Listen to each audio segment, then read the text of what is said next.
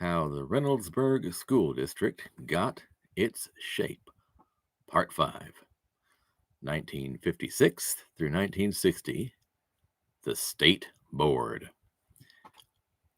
As a reminder, here's what the boundaries of the Reynoldsburg City School District look like today in August 2025.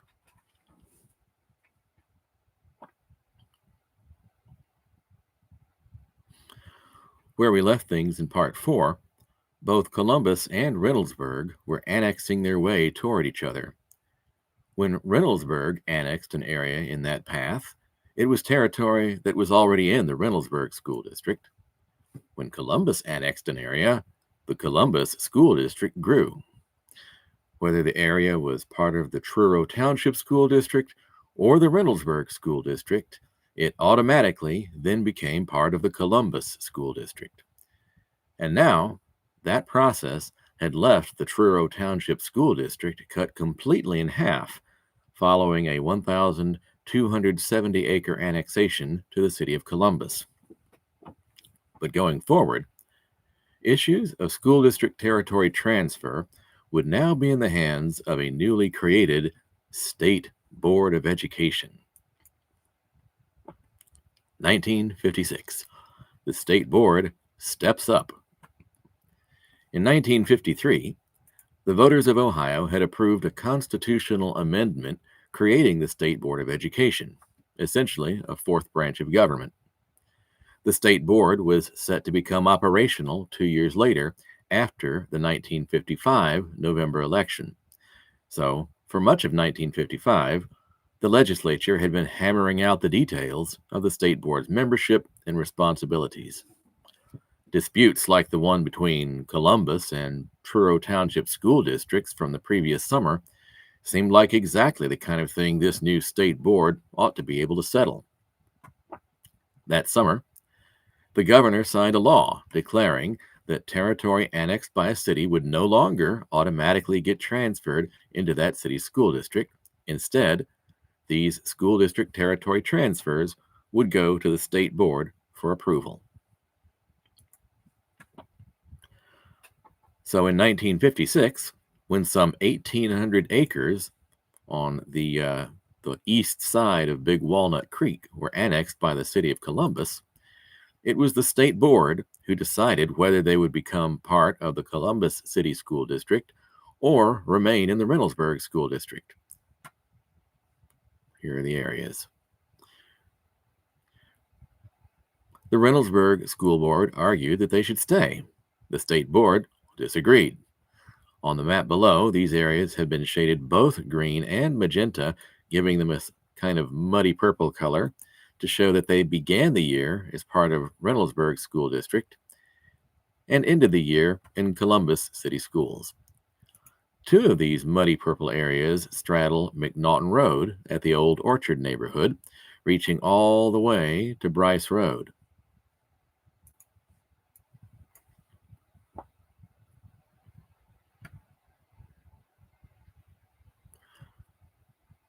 The others run along the eastern bank of Blacklit Creek, also following the path of No Bixby Road and much of present-day Loop 270, as it runs between Broad Street on the north and Livingston Avenue on the south.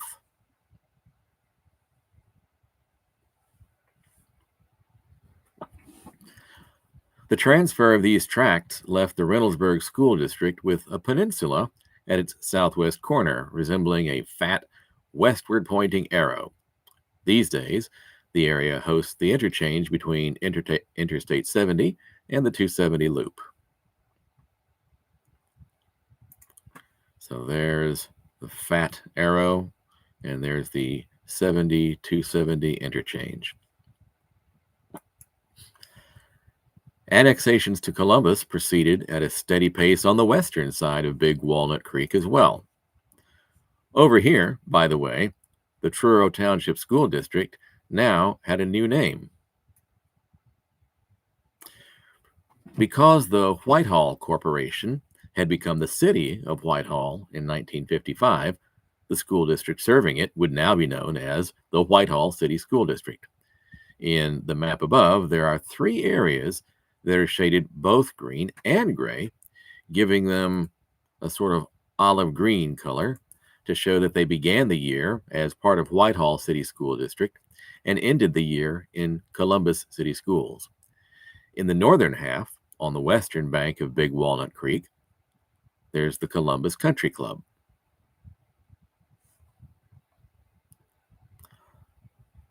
In the southern half, there are two large tracts near the present-day intersection of Interstate 70 and State Route 3. So here they are.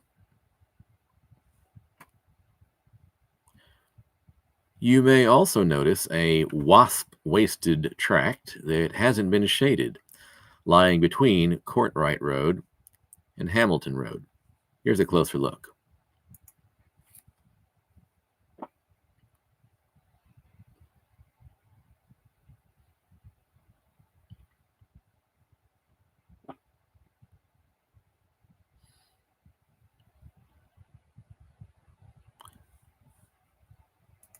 So Columbus City Schools are colored in green. The Whitehall City Schools are colored in gray, and this area here is colored neither. I'll call this the Schwartz-Maringer tract because the mostly rectangular western half had been owned by one Walter Schwartz, and the curvier eastern half by an Otto Maringer. Both areas were farmland when they were bought by a developer named William H. Davis and approved for annexation in late 1955. These days, you can recognize the Maringer section if you're driving eastbound on I-70 toward Hamilton Road and see the hulking Archer Daniels Midland grain elevator off in the distance to your right. The Maringer section is the area between there and the freeway, a scrapyard filled with piles of warehouse pallets, mountains of dirt, and other industrial materials.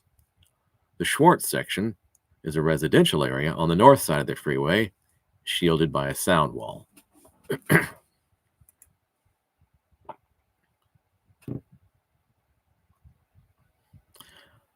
Notice the two tracts of Whitehall School District along Elaine Road, abutting this tract on the north side. A slightly larger one, abutting only the Schwartz section. Here it is. And a slightly abutting both the Schwartz section and the Maringer section. This one here.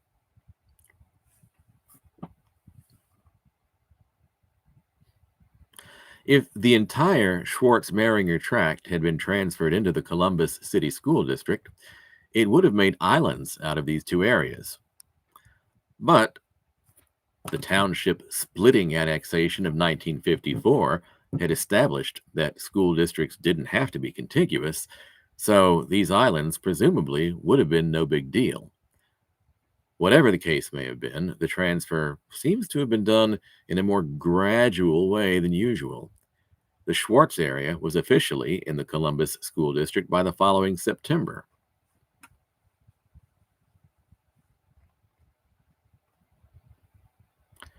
So the families moving into the housing development that Mr. Davis had built would be sending their kids to Columbus schools.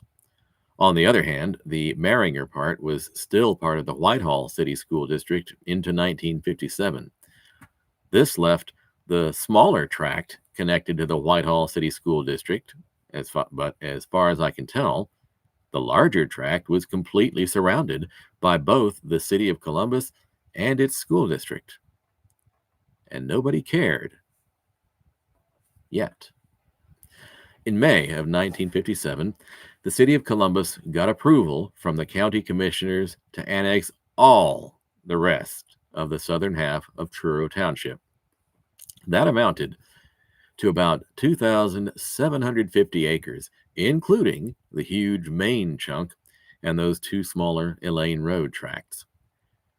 The municipal approvals were all done by September of that year, and then it was time for the state board to finish the job and transfer those acres into the Columbus City School District.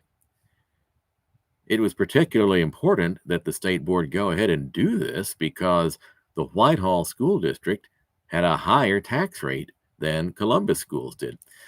And if Whitehall residents had to pay those higher Whitehall school taxes and Columbus city taxes and Franklin County taxes, they would be paying more than 10 mills of property tax without ever having been able to vote to approve them. That would violate the Ohio Constitution. And if that happened, the county auditor would need to come in and lower city and county taxes to get everyone's rates into compliance. And between them, Columbus and Franklin County would be forfeiting about $1 million per year in tax revenues.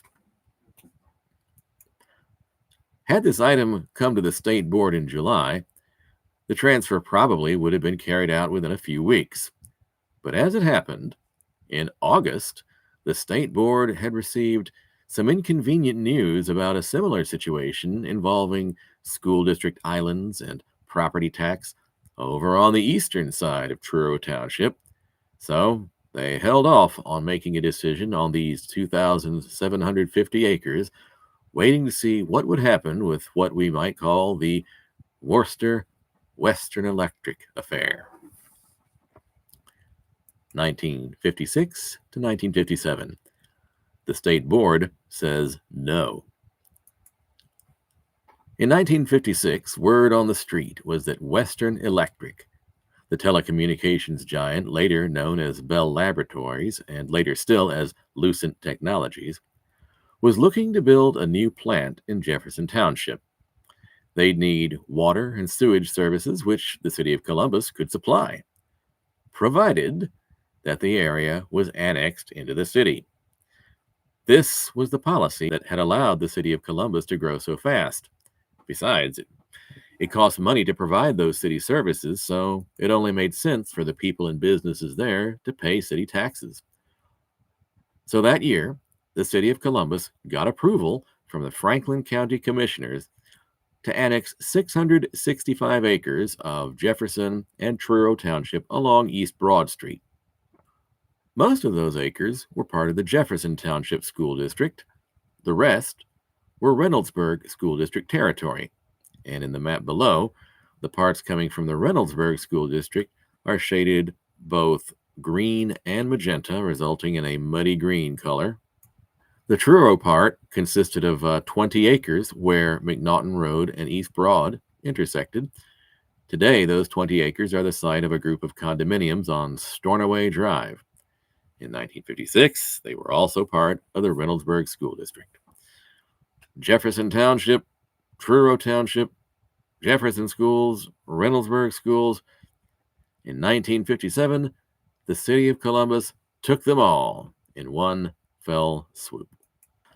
All, that is, except for 6 acres belonging to one James Worcester.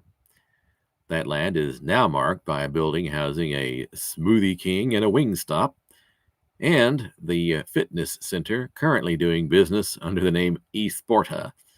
In the map above, this tract is shown in black.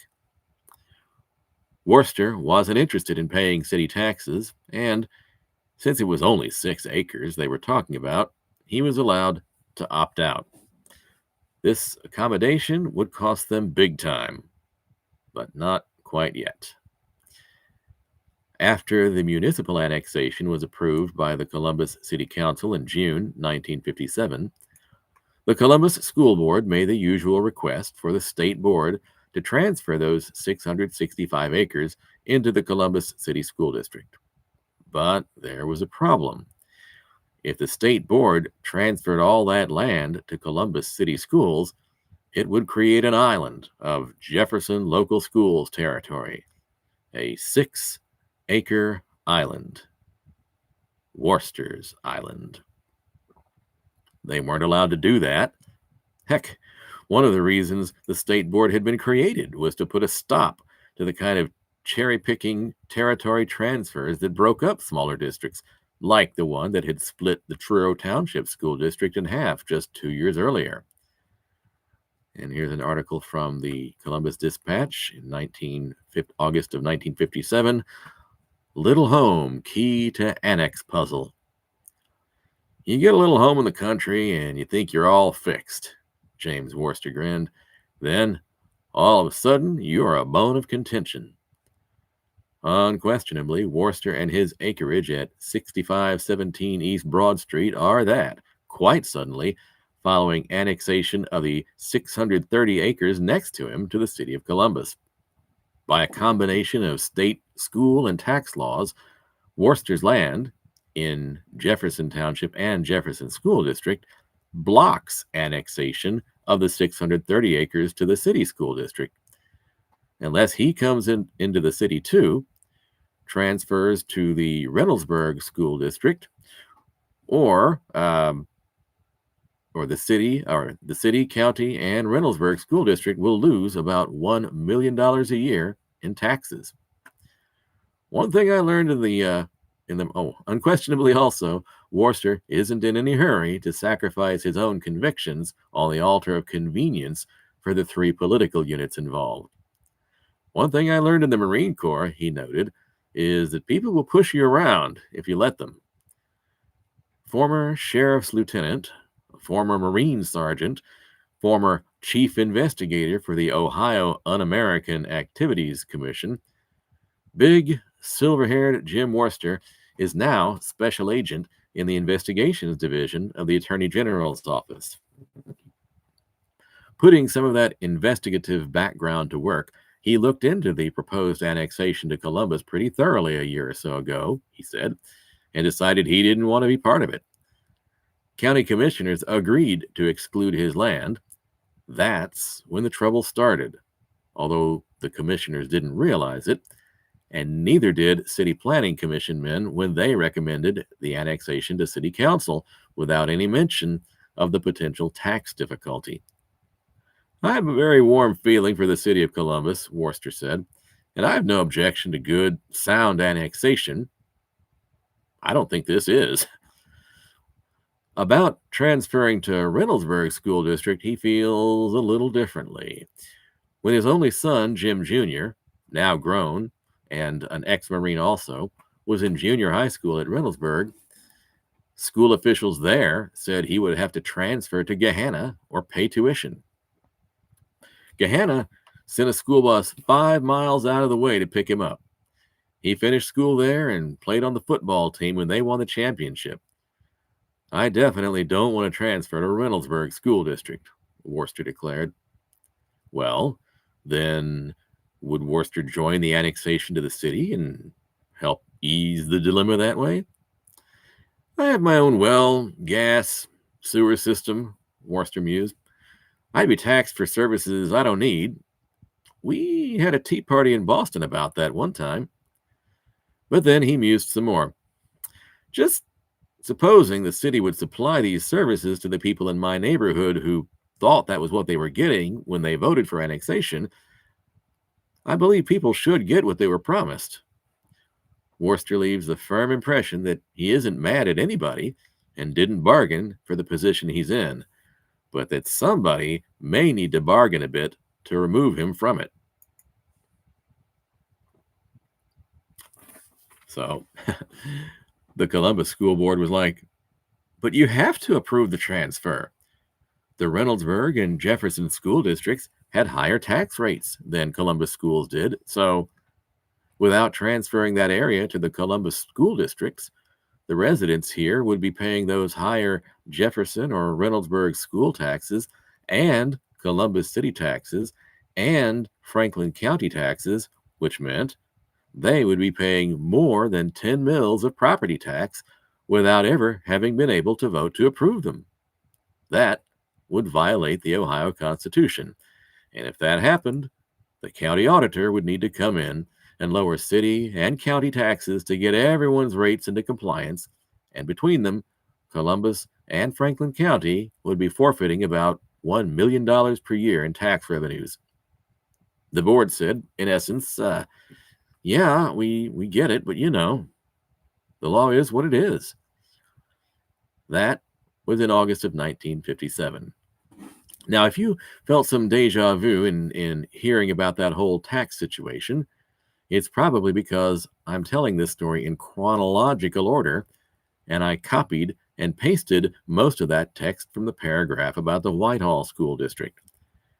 The state board learned about these situations in reverse chronological order, so their deja vu moment would have come in September of 1957 when it came out that the city of Columbus had gotten its school district into a similar pickle with the Whitehall School District.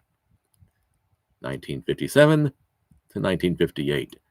The state board stands firm. So in Jefferson Township, the state board was refusing to create a school district island. Taxes be damned.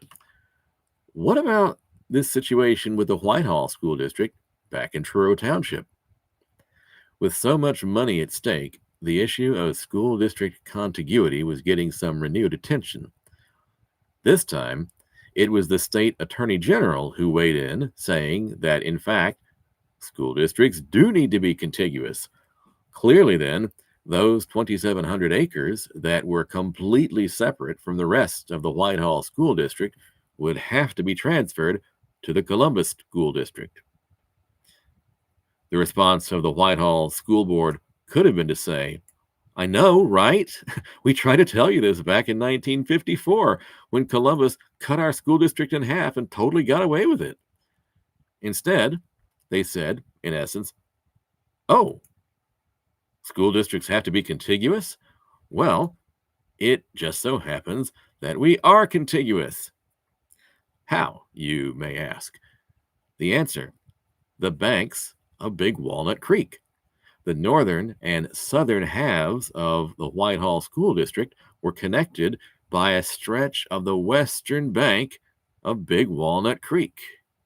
Yeah, see, you can just barely make out a little section of the riverbank there connecting northern and southern halves of the Whitehall City School District. Apparently, their lawyers were able to make this case, so instead of the transfer being indisputable, it was disputed all the way to New Year's Eve of 1957.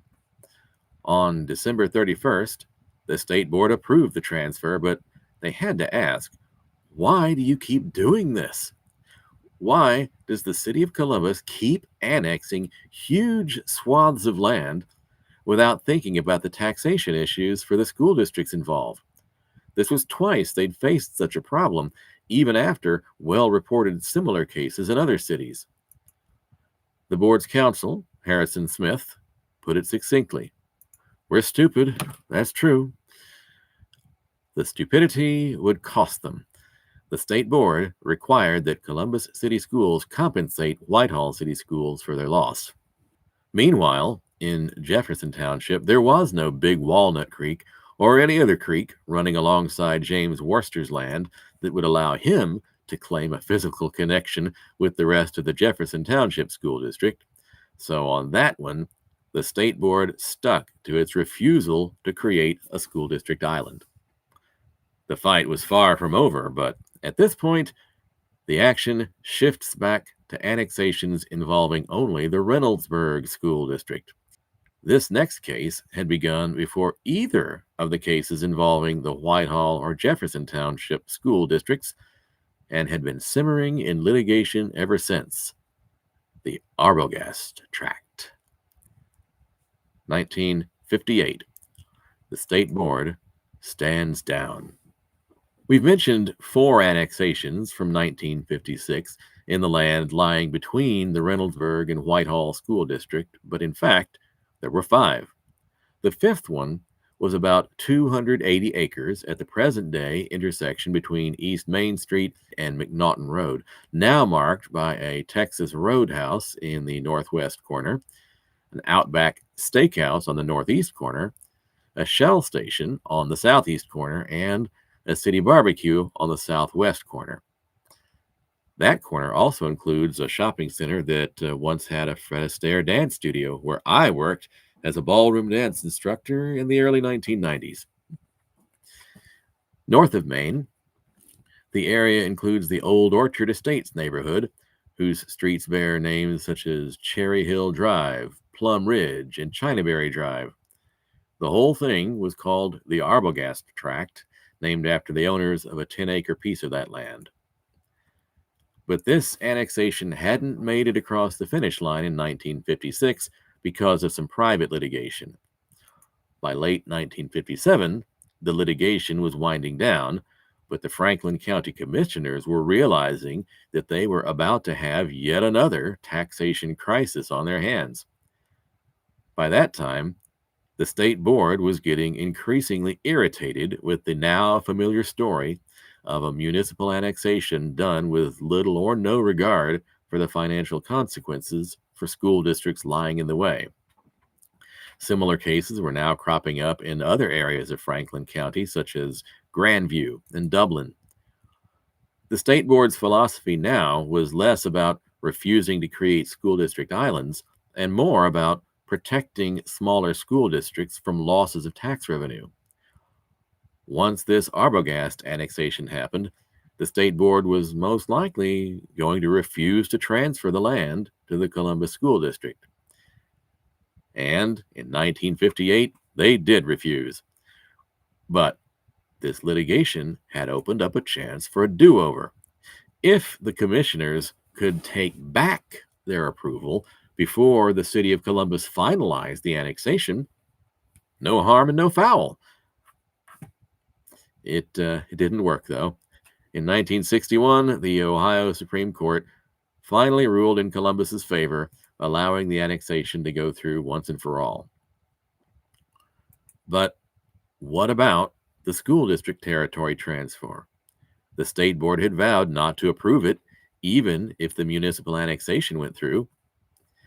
That part got settled in December 1958, when two judges, ruling on the Arbogast and Worcester cases respectively, made it official. If refusing to transfer a school district after an annexation would bump the mandated tax rate above 10 mills, the state board would have to make the transfer. When the Arbogast transfers were finally made, the result was another Reynoldsburg School District peninsula, a hatchet-shaped peninsula extending into what was now Columbus Schools territory, shown in the map below. And then this shape here is the Arbogast Tract. One last item of interest on this map. You may have noticed that the wide arrow-shaped peninsula at the southwest corner of the Reynoldsburg School District has disappeared, or at least it's turned green. You can still make it out here. In 1959, the city of Columbus annexed those 1,000 acres where I-70 and I-270 come together, leaving behind in the Reynoldsburg School District a smaller, blockier peninsula at the intersection of I-70 and Bryce Road. Boundary check, 1960. As for the village of Reynoldsburg, compared to the Reynoldsburg School District, the village had annexed more than 300 acres on its northwest side, including the area that now includes the municipal building in JFK Park, so here, and the new Red Fox Hollow neighborhood over here. The village, or now city, annexed another 330 acres on its southwest side, including Rose Hill Heights and the site of Reynoldsburg High School's Livingston Avenue campus. On the east side, it annexed about 150 acres along the Franklin-Licking County line, the so-called Ludlow subdivision.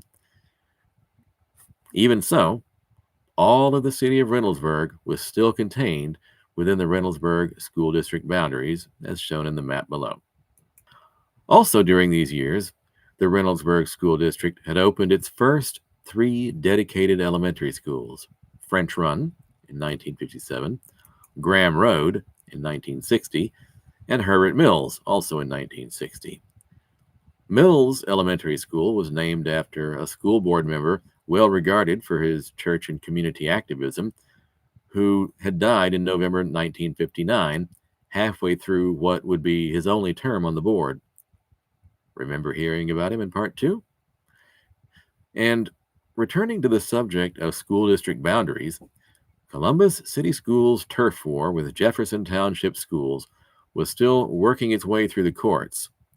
And now, with the precedent of contiguous school districts broken, there were about to be a lot more school district islands. That's next in How the Reynoldsburg School District Got Its Shape, Part 6. Thanks for watching.